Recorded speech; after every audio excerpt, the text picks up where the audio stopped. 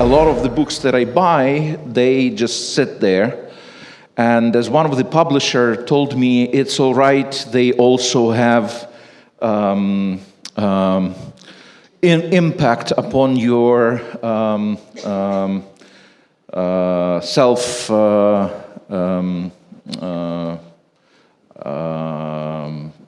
self-importance, assessment of your intelligence. But I got this book yesterday, and it's authored by our distinguished guest, Timothy Garton Ash. And I found myself falling asleep in 4 o'clock in the morning, around page 300 or something like that. And this is as much of a book as a water for a thirsty person. And first of all, I urge you to buy this book and read it. But I think this is also the rare case of implementation of what this whole forum is about, mending the fractured world. This book mends the fractions that have been historically and in a very objective way created by the events of the preceding centuries, by history itself, by the great powers, by ordinary people. And this book allows to understand something that is important for us in this world today, because it allows to understand where the people that we talk with, where they're coming from, what are their assumptions, and joining that with our assumptions, we can finally try and look for common ground.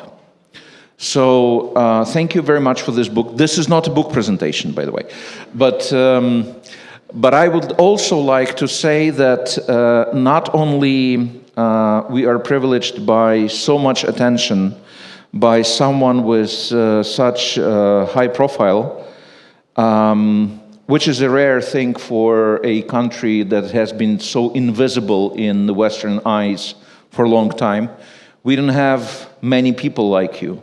We don't have many speakers like you. We lack people who are from the outside and are willing to pay attention onto what's happening in Ukraine.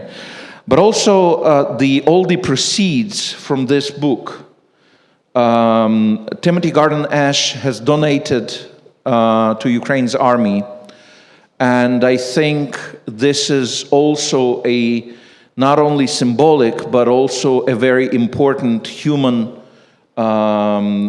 deed, and I want to appreciate that, and I'm calling for applause.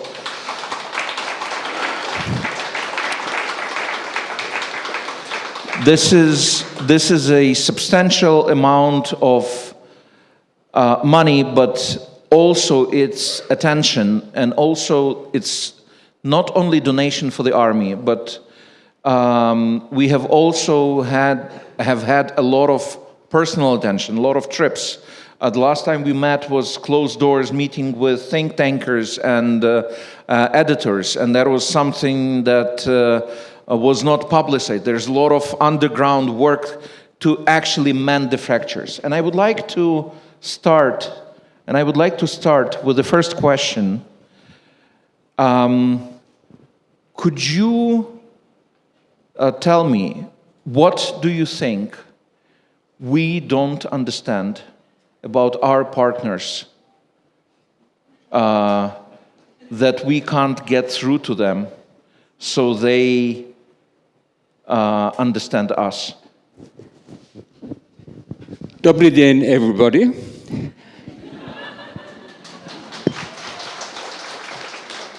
To coin a phrase. By the way, Yevgen, there are two kinds of books.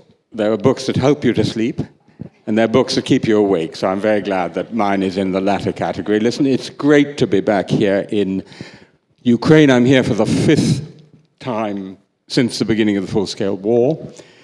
By the way, this book starts with a big war in Europe and ends with a big war in Europe. It starts with the Second World War. My own father landing on the Normandy beaches, 7:30 a.m. on the 6th of June 1944, so the 80th anniversary. I will be there at that time. When I started writing this book, I knew things were going badly wrong in Europe. I argue in the book that there's a period that I call the post-wall period, the period that starts with the fall of the Berlin Wall in 9th of November 1989 and ends on the 24th of February 2022, and that's roughly divided into two halves. The first half is a period of the extraordinary spread of freedom, of democracy, the enlargement of the EU, NATO, even to the Baltic states, something absolutely unthinkable at the beginning of 1989. But then from 2008 onwards, from the global financial crisis and Putin's seizure of two chunks of Georgia in 2008, we have what I call the downward turn. We have a cascade of crises, which goes all the way down to the 24th of February 2022 and the beginning of the largest war in Europe since 1945. I'm not sure that there's all that much you don't understand about the Western partners, actually. I think it's more a question of what they don't understand. What many people in the West still don't understand is that we are in a new period of European history. The post-war period is over. In history and politics, as in romance, beginnings really matter. What you do at the beginning is more important than you do in, say, when you've been married for 27 years, if I can put it that way. Think about the first 5 years after 1945, that shaped the international order for the next half century. The first 5 years after 1989, so that what we do is, in this period, is crucially important. And the title of our conversation is, how can we reach common ground on how to achieve victory?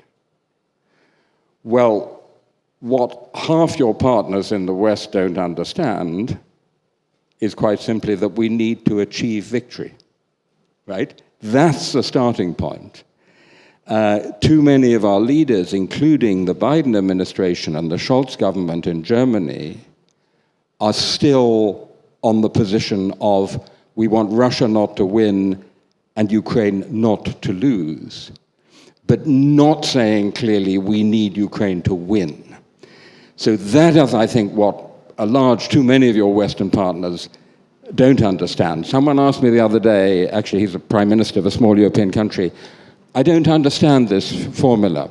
What does it mean to say not losing? And what I said to him is, it's very easy to understand. Not losing means losing, right? I don't know any football team that has gone into a game saying, our objective in this game is not to lose, and has then won. So it's that fundamental paradigm shift, which I think is still missing. Well, both Scholz and Biden are experienced politicians with who, well, one of them actually remembers history as his own. The other is standing on the shoulders of his predecessors. What is it that keeps them away from accepting the idea of Russian defeat and Ukrainian victory? So I think they're slightly different cases. Biden, his formative experience is the Cold War. And from the very start, his message to Jake Sullivan was, don't get me into the Third World War. And so I think in his case, it's the fear of escalation, fundamentally, of getting into a war with Russia. Scholz is a more complicated case. Scholz's formative experience was the big peace demo in Bonn against the deployment of cruise and Pershing missiles, NATO missiles, in the early 1980s. So he's shaped by a certain particularly social democrat notion of peace and the peace movement. He actually gave a speech in East Germany in 1987 saying peace can no longer be secured by military means. So, and then, of course, he's a guy of the economy and finance. So nothing at all has prepared him for being a leader in wartime. The comparison between Zelensky and Scholz is really interesting. Zelensky, I think many of you would agree, was not a brilliant peacetime president, but he's been a fantastic wartime leader, particularly in the communication with the West. Scholz would have been a perfectly good peacetime chancellor, possibly even quite a good one, but he's completely hopeless in wartime because he just doesn't understand it. He just doesn't get it that in war you have to act faster, more decisively, you have to be bolder, you have to be braver, you have to speak differently. I'll give you a little example. At the Munich Security Conference in February, the two spoke one after the other. So I think it was first Scholz and then Zelensky. And in the conversation with Olaf Scholz, interviewed by Christian Amanpour, Scholz at one point said, "But we really admire the way the Ukrainian soldiers are doing their activities." Think about it, like children on a holiday camp, doing their activities, right? He could not bring himself to say the word fighting. That was sometimes something bad in itself. And then, of course, Zelensky, our warriors, heroically fighting the aggression. So it's an example of, and in some ways, Scholz is, I wouldn't say he's representative of German society, but he represents something about Western Europe which still hasn't quite adapted to the notion, that we're at war, that not just Ukraine, that Europe is at war. For me, the word of the decade is the Ukrainian word volia, which is so interesting. Forgive my translation. Volia, combining freedom and the will to fight for freedom. And that's something we in the West forgot. We thought that freedom was a process. We forgot that it's always a struggle. And I've just this morning been correcting an article I've done for the Times Literary Supplement, and the editor, I mentioned this word volia, had corrected it, because he didn't know what this was, to voila. And in a way, this is so wonderfully symptomatic. You have the world of Western Europe, which is the world of voila, and Central and Eastern Europe, the world of volia. Mikhailo Vinnytsky, who is one of the Canadian-born, British-educated Ukrainians who is now serving as Deputy Minister of Education in Ukraine, has addressed the issue that the word dignity in Ukrainian language actually is untranslatable into English. And there's a similar problem with explaining who we are and explaining what we are. And there's been this encounter that happened since the big war, as we call it now, begun, when Ukraine appeared on the first pages of the newspapers and became a subject of conversations among Europeans. What is it about Ukraine's perception? How is Ukraine perceived right now? Because this will define what will happen to Ukraine in the future in terms of our partnerships, in terms of our club memberships, potential club memberships, EU, NATO, you name it. What is Ukraine for the West? What is Ukraine for Europeans? So I think there's one victory that Ukraine has already won. In the 11th edition of the Encyclopedia Britannica, 1910, 1911, enormously influential the entry on Ukraine has 5 lines. 5 lines. And it says it's a former name of what are now provinces of the Russian Empire. It comes between the entries for Ukaz and Ulan. And the entries for Ukaz and Ulan are both longer than the entry for Ukraine. So that is a kind of drastic example of where Ukraine was in the perception of much of the West a century ago, i.e. nowhere, just part of Russia. And I would say that, there's been, you know this very well, Yevhen, there's been a century-long struggle to get recognition from the rest of the world that Ukraine is a large, sovereign, independent, distinctive European nation.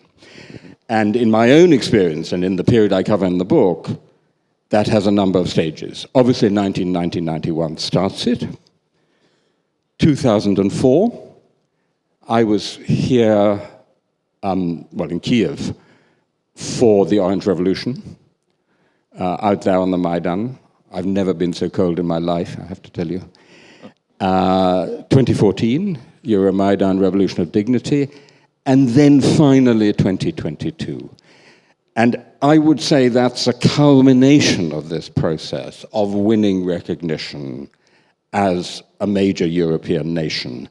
I like to say that 2022 for Ukraine is like what 1940 was for Britain. So our sense of ourselves as Brits fundamentally relates back to that moment when we stood alone against Adolf Hitler. And it's both our sense of ourselves, but it's also how others see us. Because identity is always both, isn't it? It's how I see myself and how others see me. Which, by the way, is why the British reaction to this war was so instinctive. I mean, if you're going to explain what's happening in Ukraine, all you have to say to a British audience is, Vladimir Putin is a new Hitler. And people immediately get it. And they say, okay, we've got to be in there on the right side, helping a country fighting for its freedom. So I would say it's your 1940. Everybody now knows Ukraine. Everybody, respects it as a European nation. No one is under any illusion that it's in any sense part of Russia or the Russian Empire. But of course, we've still got to win the war. Winning that recognition is not in itself enough. Well, that's exactly the question. Brand awareness is great. The fact that we clicked with the British collective memory is incredible, and that gives us hope that the expected arrival of the Labour government will not change the policies towards Ukraine. But we need the recognition of agency, which goes beyond recognition of our existence.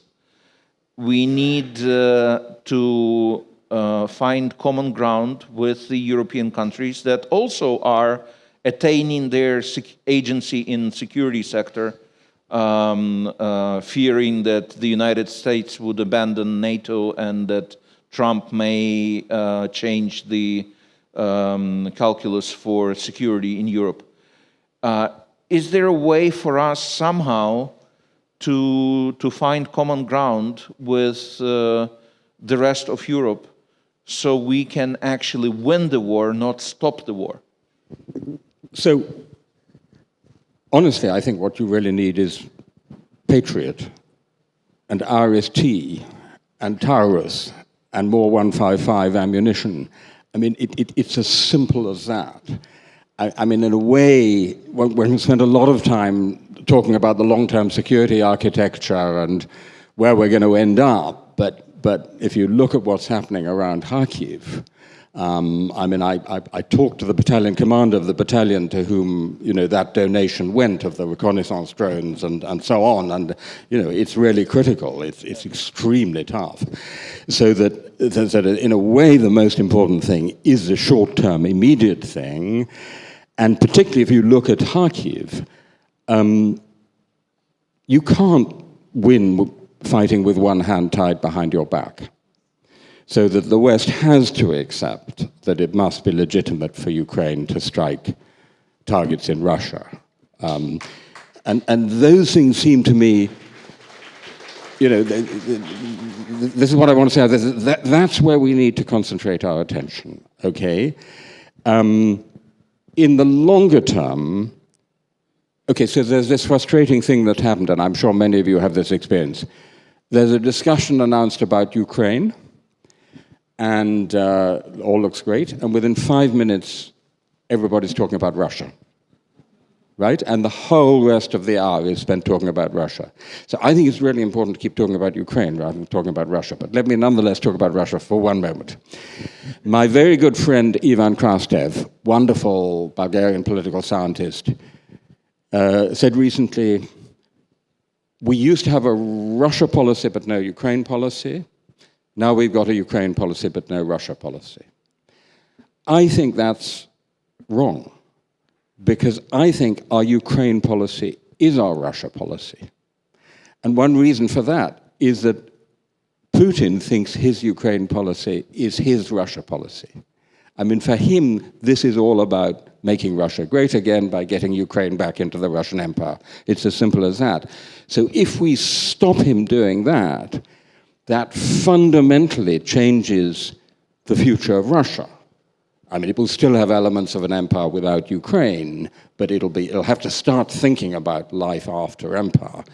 So I think that's how you have to turn the larger geopolitical argument round and say, there's very little we can do directly to influence domestic developments in Russia at the moment. We have very little direct influence, apart from strengthening sanctions. But enabling Ukraine to win is actually our Russia policy. Well, I'm trying to get a first-hand experience in probing the arguments and testing the grounds with the foreign think tanks. And I have been laughed at very many times in recent years, every time I start talking about the possible collapse of Russia. Among the analysts, policymakers, not to mention politicians. This denial that this can happen is very repetitive to denial that Soviet Union might collapse in 1989, 1990, 1991. How do we get the message across? Because if we don't prepare ourselves to this, we're really going to have a big mess. Because the collapse of what Putin and his predecessors have done to Russia will create a tremendous mess, tremendous security challenges, tremendous problems, and definitely geopolitical earthquakes. And we are still laughed at every time we say that Russia might break at some point. How do we get through? Yeah, I wouldn't count on it. I mean, I certainly wouldn't count on it, but what we have to get across is that regimes like Putin's are very strong but also very brittle, right? They don't bend. Democracies bend. Such regimes don't bend, but sometimes they break. The Prigozhin mutiny was a moment when people started seeing that. So we absolutely can't count on it. I myself actually don't think it's probable, but it's certainly possible. And of course, in the longer term, only some kind of change in Russia is going to give the ultimate guarantee of the security not just of Ukraine, but of Europe as a whole, right? Of course, part of the trouble is that people in the West, many of our leaders in the West are afraid of precisely that, of instability in Russia, what happens when there is change in Russia. So I think the best one can do is to say, you've got to keep alive an awareness of the possibility of change in Russia.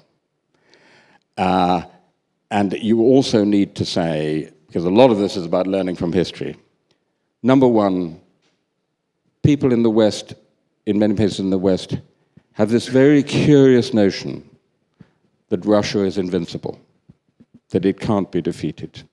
Complete nonsense. Crimean War. Anyone remember Crimean War? I don't mean personally, but you remember the Crimean War. There's a monument downtown London. Yeah. Who lost? Russia lost. What happened? You had reform inside Russia, emancipation of the serfs. 1905, Russo-Japanese War. Who lost? Anybody? Russia, exactly. 1905 revolution. 1917, basically Russia was losing the war at that point. 2 revolutions. Afghanistan, who lost? Anybody? Yeah, that's it. Russia. What do I hear? It contributed to Gorbachev coming to power, and of course it lost the Cold War. And people say the Second World War. Well, who won the Second World War was the Soviet Union and the United States and Britain and a bunch of other countries. And by the way, a large part of the Russian army was made up by Ukrainians and other peoples of the former Soviet Union. So it is simply not the case that Russia can't lose. Russia can lose, and it's quite possible that that would actually catalyze longer term, I would say, desirable change inside Russia. Well, in 1917, that desirable change lasted for about, 9 months? And then something much worse came in. So considering that Putin has exterminated all of the moderate alternatives, are we potentially looking into, and there's no word of denuclearization of Russia. There never was, actually, not even after collapse of the Soviet Union, losing the Cold War. Does that mean that whoever comes in, however vicious, in Russia, will be able to dictate its will to the free world? I have no idea what's going to happen in Russia. Nor do they. I don't think we should spend too much time on speculation about domestic developments inside Russia, particularly because we can't influence them much. But what we can do is to defend ourselves and make sure that we are strong. And here's an important point.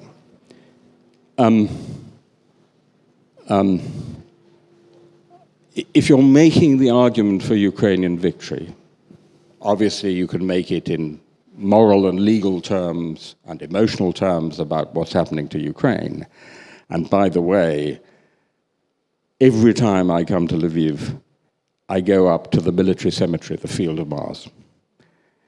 First time in late 2022, and on that occasion I talked to a very brave soldier, volunteer soldier, someone who'll be known to one or two of you here, a man called Yevhen Hlibovytsky, who was a literary critic and a figure in the artistic scene.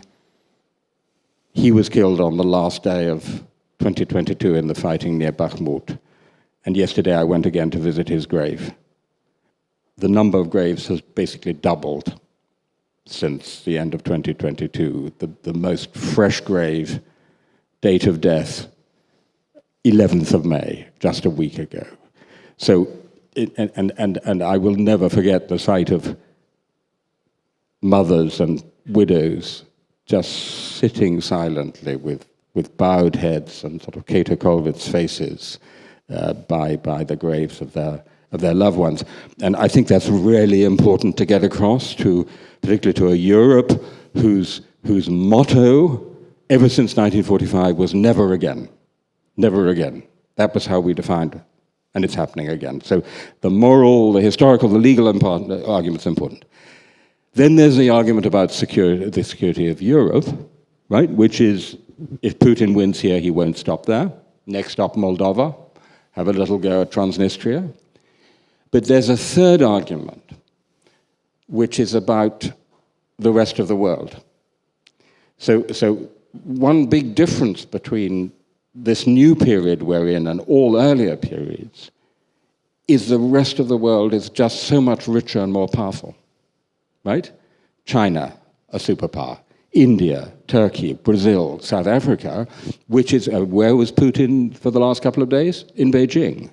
Which is why the Russian economy has been able to survive so well an unprecedented massive set of Western sanctions. Because India can buy the oil that we don't buy, and China, the trade just quadruples. Now, in the eyes of the rest of the world, this is not a war between Russia and Ukraine. In the eyes of the rest of the world, this is a war between Russia and the West. I'm not just saying that. My research project at Oxford did some polling with the European Council on Foreign Relations last autumn. China, India, Turkey, Brazil, South Korea, Saudi Arabia, you name it, all the big non-European countries. Majorities or pluralities in those countries say Russia is at war with the West. 57% of the Chinese. So the message we also have to bring home to people in the West is it's not just about Ukraine, it's not just about European security vis-à-vis Russia. It's the entire credibility of the West which is at stake. Speaking of credibility and good intentions of the West, we have negotiations, membership negotiations starting about now with the EU. And Ukraine starts these negotiations at the moment when it's vulnerable, dependent on EU and EU members' financial and military input. Ukraine's negotiating position is as it's low. Ukraine's negotiating power is diminishing because Ukraine becomes more and more dependent on Western support. Can we expect fair negotiations? Is there a risk that Ukraine will be a child that is not liked in the EU? Is there a risk of bad entry? So listen, talk to any country which has tried to negotiate accession to the EU. It's not a pleasant experience. It's very tough. You have an absolutely brilliant EU ambassador here in Kiev, Katarina Matanova, who is Slovak. And what's so great about her is that she knows it from both sides. She knows what it was like to be an accession country. So it's never easy. But honestly, Yevhen, I would say in the palette of problems that Ukraine faces, this is not high on the list. For the EU has moved at warp speed in relation to Ukraine.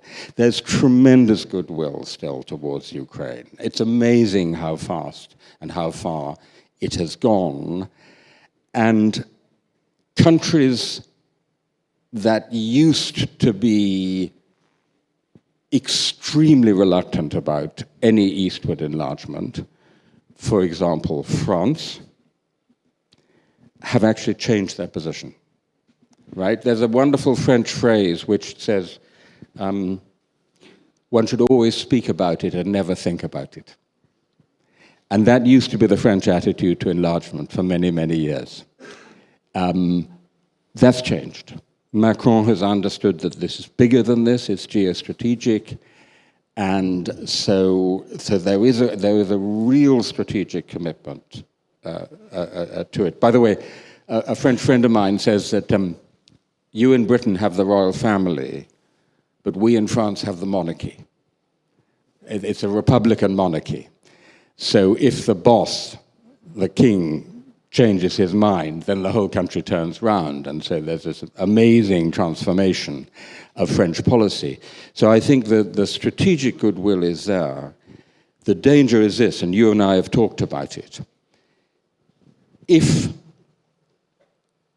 some of the bad old ways start coming back inside Ukraine, and there have been one or two worrying signs of this coming from the presidential administration, over-centralization, sort of authoritarian tendencies.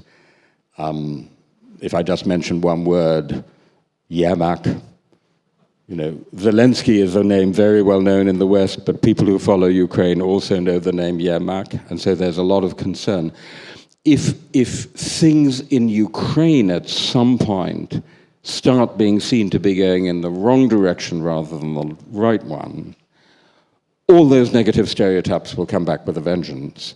And all those people in the EU who are reluctant, actually, to see this enlargement will seize on these as arguments. That's exactly the point. Yermak is not a cause. He's a result. He is the result of lack of confidence that any Ukrainian politician or any Ukrainian leader has, because of being vulnerable, because Ukraine has inherited this post-totalitarian system that runs on fear. We have to change the system, and there's no doubt about it.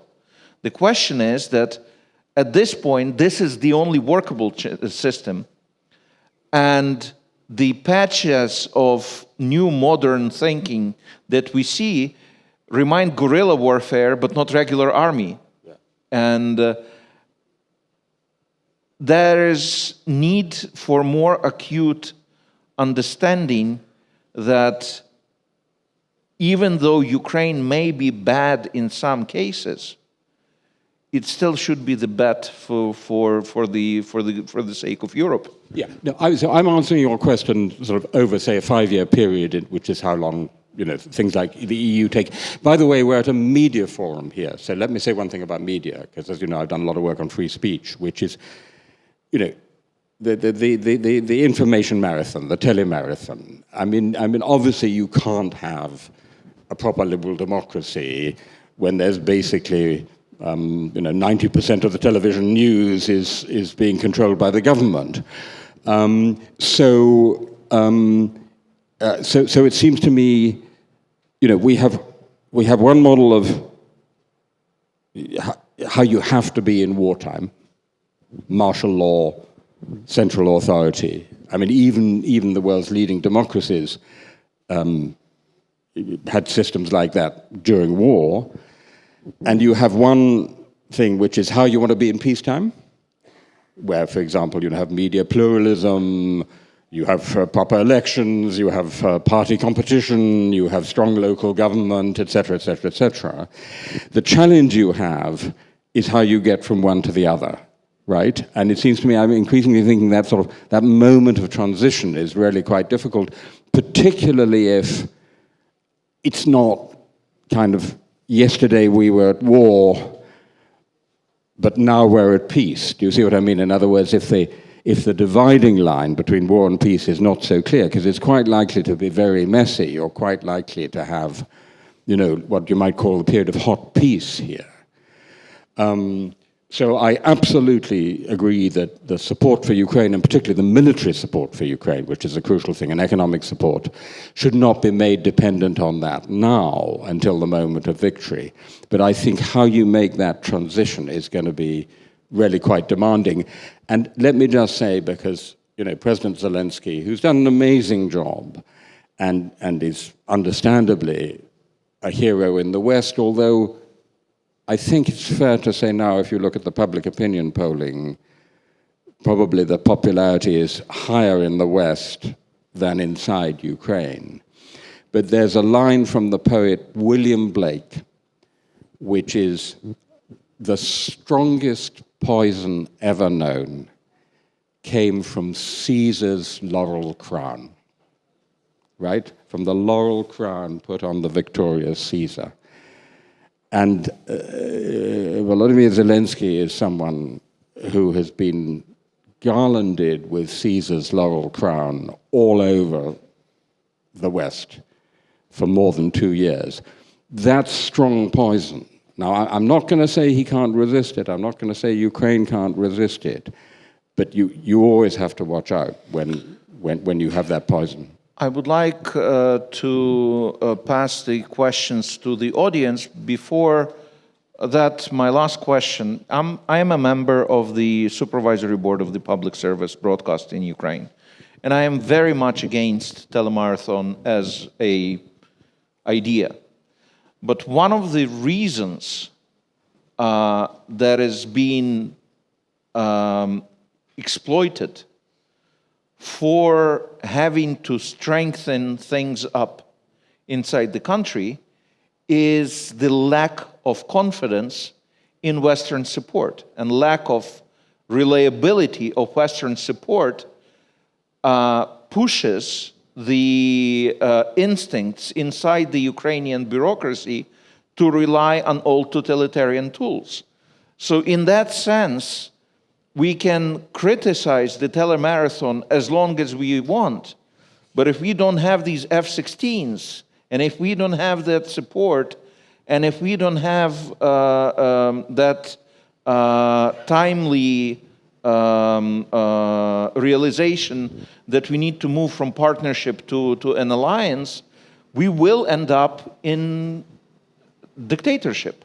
Completely. And also, of course, what you didn't mention is Russian disinformation, which is massive across social media, and which is feeding these narratives about internal dissension and criticism of Zelensky and so on. And by the way, if you doubt how effective Russian disinformation can be, just look at Slovakia today, where it's a huge victory for Russian disinformation that country is tearing itself apart.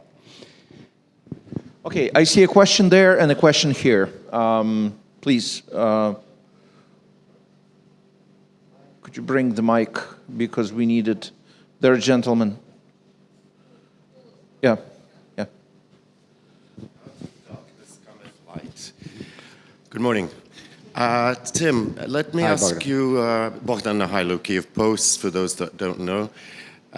Tim, let me ask you as a Brit, about Britain specifically. What caused Britain to be the first, as Brexit was happening, to sign this long-term strategic partnership with Ukraine? What changed the mindset in Britain to go and do this? And linked to this, we worry about Trump winning in America. What happens if Labour wins in the UK? Will Britain's position towards Ukraine change, do you think? Thank you. Thanks a lot, Bogdan. The fundamental answer is Churchill 1940. I mean, what I said before, it's just absolutely instinctive to us. There's a country that's being bullied by the new Hitler. That's a good fight. We need to get into that fight. So that's our sense of ourselves. The more specific answer is that the British military, and to do them justice, the Conservative Party that was in power started responding already after 2014, and actually was already training Ukrainian soldiers, quite a lot of Ukrainian soldiers, stuff with special forces, the NLAW missiles and so on. So they were on it. But Bogdan, this is completely cross-party. It's completely cross-party. It's almost unique in Europe in that the consensus is immense. Actually, 3 days ago in Kiev, I just stumbled across the shadow Foreign Secretary, David Lammy, and the shadow Defense Minister, John Healey, who were here in Kiev to have these conversations. So you don't need to have any worries. You need to have a hell of a lot of worries about Trump, November the 5th. You don't need to have any worries about our election, except that we don't have much money left, unlike, say, Germany.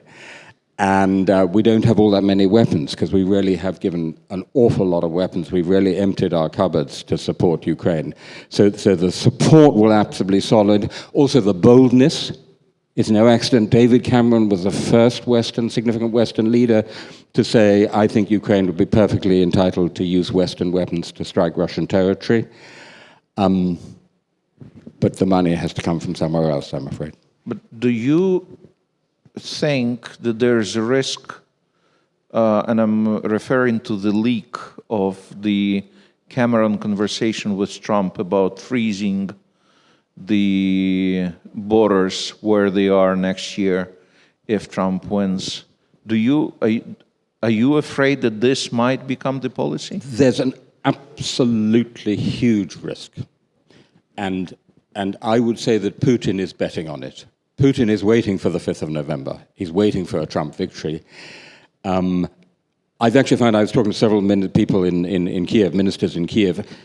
I think people are trying to reassure themselves a bit too much here by pointing to the Trump first term.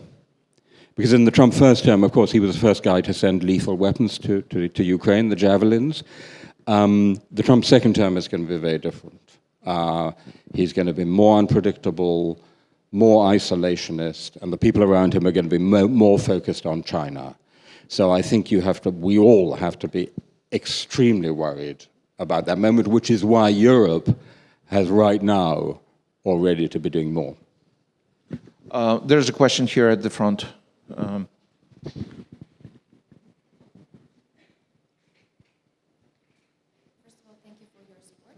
Could you speak up, please? Sure. Thank you for your support, first of all. My name is Uliana. I work for ABC News. So my question would be, you mentioned that we are now in the new era. And you said that this is important to set up the new rules because what we do in the beginning matters. So for my feeling is that we are still moving into this inertia from the old world. So here's the start of the new one, this is the old one, and we're going with the inertia from the old one. How do we change our mindset and how do we change our attitude to set up the new rules and new world instead of just dragging in with the old attitude?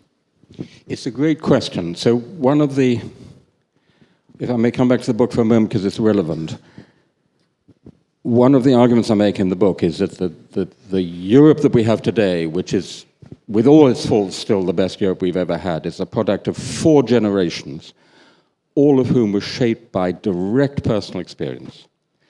The 14ers, those whose experience as young men mainly, but also as women, was the First World War, the 39ers, the Second World War, the 68ers, and the 89ers.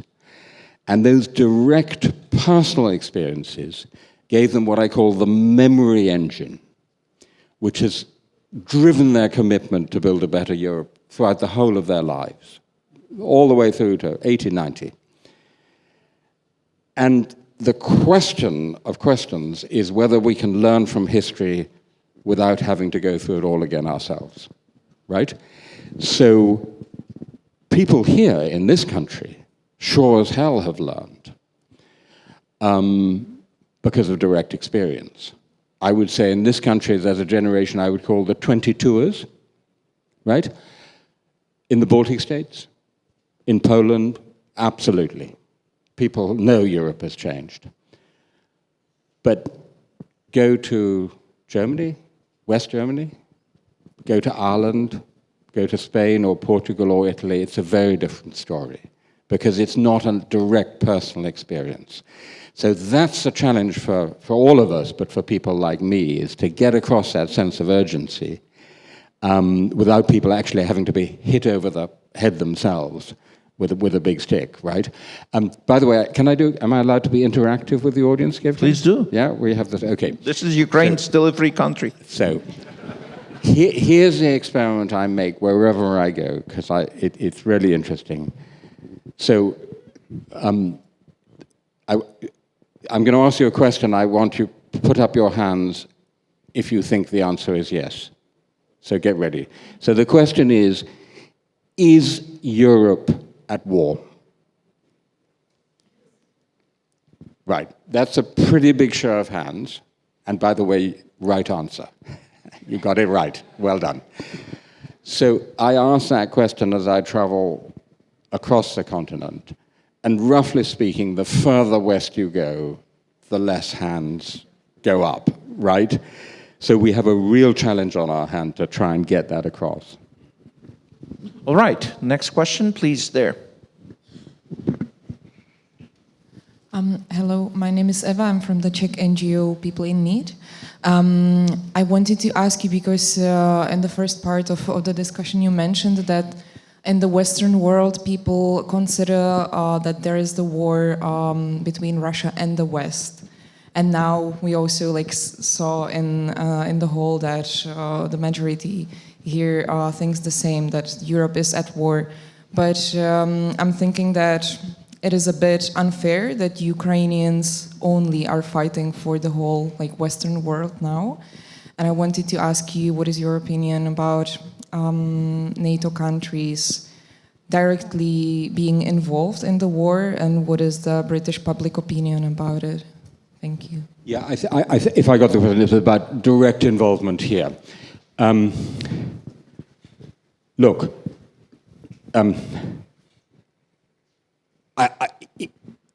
it's politically unrealistic to imagine that the cavalry is going to arrive, right? That the Marines are coming. It just politically, I don't think that's going to happen.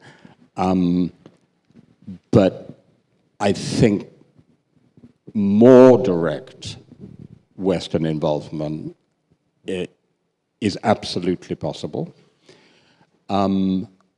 Starting with extending Western air defenses, for example, across Western Ukraine. That's something which is technically entirely feasible. One thing the Ukrainian armed forces need, another thing they need is much more training, much more intensive training. It would obviously be much better to do the training in country, maybe do that in Western Ukraine under protection of Western air defenses. So that, I think that there are really important points where we need to go short of, kind of the cavalry coming from Texas to Kharkiv. And I hope we will move in that direction. And I hope we will move in that direction before it's too late, before it becomes really dramatic. Because, the situation on the Eastern Front, as you all know, is really very, very serious. I just hope and pray that there isn't, with the kind of additional Russian offensives that are now happening, stretching the Ukrainian front line, which is one of the main points of the Kharkiv offensive, there's not some significant breakthrough. But I think you'd be better advised, don't take Emmanuel Macron too literally, right? That's always good advice. So rather than, as it were, sort of looking for the boots on the ground in the kind of classic sense, I think it'd be better to focus on these intermediate steps. Right. Okay, there's a question there, and you had a question. Okay, two last questions, gentlemen, and then Rebecca Harms. Hello, I'm Gulliver Craig. I'm correspondent in Ukraine for France 24. The question I'd like to ask you is, I guess, what's the toughest conversation that you've had with somebody who disagreed with you about Ukraine? Because I feel like we hear a lot from people like you, and maybe it's the echo chamber that we're in. I rarely hear anybody at all credible or well-intentioned who has a different point of view, but I sort of feel like, given they clearly have a lot of influence on people like Olaf Scholz and so on, such people must exist. What's the strongest argument that you hear sometimes against the idea that Ukraine can win, against the idea that we must support Ukraine? Is it escalation? Is it lack of confidence in Ukraine's ability? And what have you said to such a person? Did you have any success in making them maybe think differently, or did they have any success in making you think differently? Well, they certainly didn't have any success in I can see that me. actually, yes. Listen, I'm very surprised you haven't met such people, because there are a hell of a lot of them about. Mostly when one meets them or hears from them, in my case anyway, I feel like they're not very credible, or they've got, they haven't got a deep understanding, or they have got some kind of pro-Russian agenda. I would think there are very, very, very significant voices in government, in lots of places in government, in Berlin, in Paris, in Rome, and elsewhere, who are very much still on the Ukraine must not lose track. Rather than going into all the kind of, so to speak, pro-Russian arguments, I'm going to tell you what I think is the most dangerous argument, because this is really gaining a lot of ground in the West. It's not going well, we've given a lot, it's been going on more than 2 years, there's Gaza going on, we have a lot of other problems, we need to redefine victory. But this is how the argument goes, and what we need to do is to get to a quote-unquote peace roughly on the lines of the current territorial division. And then Ukraine will be like West Germany, right? Like West Germany in the Cold War. And you'll be a secure, prosperous European democracy, and there'll be East Ukraine like East Germany over there, and then some decades down the road, things will change and you'll be reunited. North Korea, rather. Well, it's worse than North Korea. It's worse than North Korea, because North Korea, God save us, but it's at least still Korea. East Germany was still Germany. I lived there, I can tell you about it. It was very German. You all know what's happening in the occupied territories. Terror, Russification, systematic Russification. So that it's a complete illusion to think that East Ukraine would be like East Germany. What is more, if you think through what it would be like to have a divided Ukraine along the current 1,000-kilometer line, very unstable, I'm sure you'll agree, Yevhen, the politics here would be very nasty. There would be a politics of bitter disappointment and recrimination and anger, both internally, blaming Zelensky and co., but also very much blaming the West. And it would be a very unhappy country. And instead of the women who are currently living in Western Europe coming back to join their husbands would go and join the wives and kids in the West. And so it wouldn't be anything like West Germany. And by the way, NATO membership is not currently on offer, and EU membership is a long way away. So this argument is completely fallacious, completely mistaken. And that, for me, it's not the most extreme argument, but it's the most dangerous argument, because it's really gaining ground with quite reasonable people. While the microphone is being passed to Rebecca Harms, I can say that Samuel Charap has been consistently wrong on Ukraine in pretty much everything he writes for many years, but he's happily employed by Rand Corporation, and it doesn't seem like he's about to lose his job. Rebecca, please. So my question is about the war, the Russian war on information. We are now in the 10th year of working and fighting with this, struggling with this. During the last days, Vera Jourova in Brussels decided to interrupt 3 Russian channels' activities in Europe.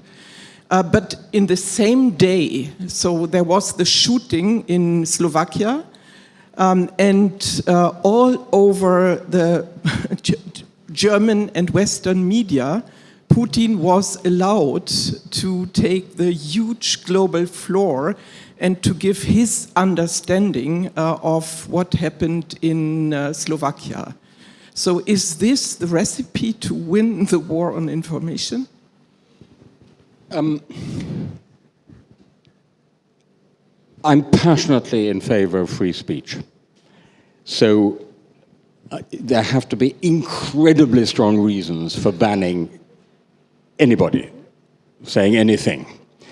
And I think, if I may say so, if you look at Germany, you see the danger of trying to close down certain hateful, offensive provocative views, and you end up with a kind of whack-a-mole when you keep trying to close down more and more voices on Israel-Gaza, for example. We talked about this last night, Rebecca, as well as on Ukraine.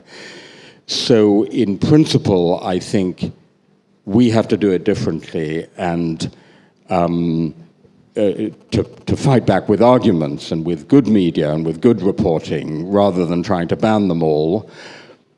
But a large proportion of this stuff, if you talk about Slovakia, listen, Robert Fico in the last election hardly even bothered to come on the independent TV channels because Facebook is so overwhelmingly powerful in Slovakia, and that's where all the Russian disinformation and propaganda is coming. So I do think that the big platforms, what I call the private superpowers, the Facebooks and Googles and Twitters, really have a responsibility here to start to impose some standards on social media.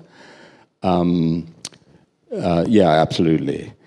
By the way, can I just finish by saying, because this is a media forum, for me, the absolute model of how to be a political writer is George Orwell, and in particular, Homage to Catalonia. And so Orwell says, you go there, you see for yourself, you take a side, you support his side. He actually fought in the Spanish Civil War. And you're honest about your own partiality. So you're not pretending to be objective. You're not even pretending to be impartial. You're honest about your own partiality. And at the end, near the end of Homage to Catalonia, Orwell says, he has an amazing passage in which he says, beware of how partial my vision was. I have only told you the things I saw. I didn't tell you the things I didn't see, and I'm partisan. And in effect, he says, kind of, don't believe me, and therefore we believe him, right? So for me, if we're thinking about what journalists do and how we do it, or political writers do and how we do it, of course there's a place for public service broadcasting and for BBC, but if we think about how we're reporting or writing about Ukraine, Orwell is the model. And one other thing about Orwell, the lesson of Homage to Catalonia, is you've taken the side, I support Ukraine, I support the battle for freedom, but part of your job is to be most critical of your own side. Right? So Orwell was most critical of the left in the Spanish Civil War because it was his own side. And I think what we have to do as journalists, as writers, as academics, is to keep doing Orwell's work. Well, thank you very much. I'm trying to be optimistic about concluding this conversation and realistic at the same time. So let me say that I hope that next year, when you visit this forum, you will be able to take a direct flight to Lviv. Thank you very much. Timothy Garton-Nash.